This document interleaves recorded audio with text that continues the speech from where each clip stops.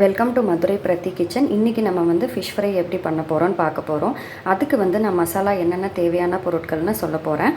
இதுக்கு வந்து நான் மிக்சியில் ஒரு கைப்பிடி புதினா, ஒரு கைப்பிடி கொத்தமல்லி, ஒரு பச்சை மிளகா, இந்த சைஸ் அளவுக்கு வந்து இஞ்சி, ஒரு 5-6 பூண்டு, நல்ல பெருசு பெருசு பூண்டு, அதுக்கப்புறமா கொஞ்சம் வந்து ஒரு ஸ்பூன் வந்து நீங்கள் மிளகுத்தூள், ஒரு ஸ்பூன் ஜீரகத்தூள், அதுக்கப்புறமா கொஞ்சமாக மஞ்சத்தூள், அதுக்கப்புறமா வந்து கொஞ்சமாக மிளகாத்தூள் வேணும்னு ஆட் பண்ணிக்கலாம். நான் மிளகாத்தூள் ஆட் பண்ணலை.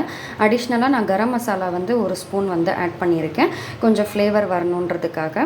அதுக்கப்புறமா தயிர் வந்து ஒரு 2-3 ஸ்பூன் வந்து ஆட் பண்ணிக்கோங்க. ஸோ இது எல்லாமே மிக்சியில் போட்டு கலந்து நல்லா வந்து நைஸாக அரைச்சிக்கோங்க. அரைச்சிட்டு ஃபிஷ்ஷில் வந்து நல்லா தடவி வச்சுட்டு ஒரு 1 ஹவருக்கு அப்புறம் நீங்கள் வந்து பொரிச்சிங்கன்னா சூப்பராக இருக்கும். அப்படி சப்போஸ் உங்களுக்கு வந்து சீக்கிரமாக வந்து பொரிக்கணும் அப்படின்னா ஒரு 1/2 hour நீங்கள் ஃப்ரீசரில் வச்சா கூட சூப்பராக இருக்கும். இந்த டேஸ்ட் வந்து ரொம்ப சூப்பராக இருக்கும். ட்ரை பண்ணி பாருங்கள். ஸோ இப்போ ஃபிஷ்ஷு வந்து நான் ஒரு 2 hours கிட்ட நல்லா ஊற வச்சுட்டேன்.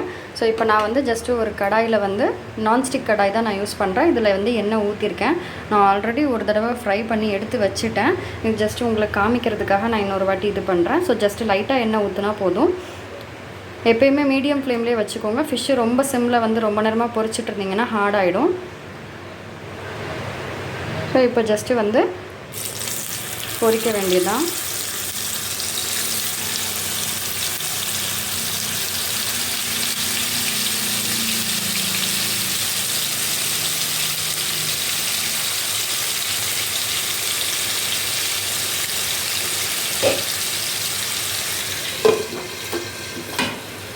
ஸோ நான் மீடியம் ஃப்ளேமில் வச்சுருக்கேன்.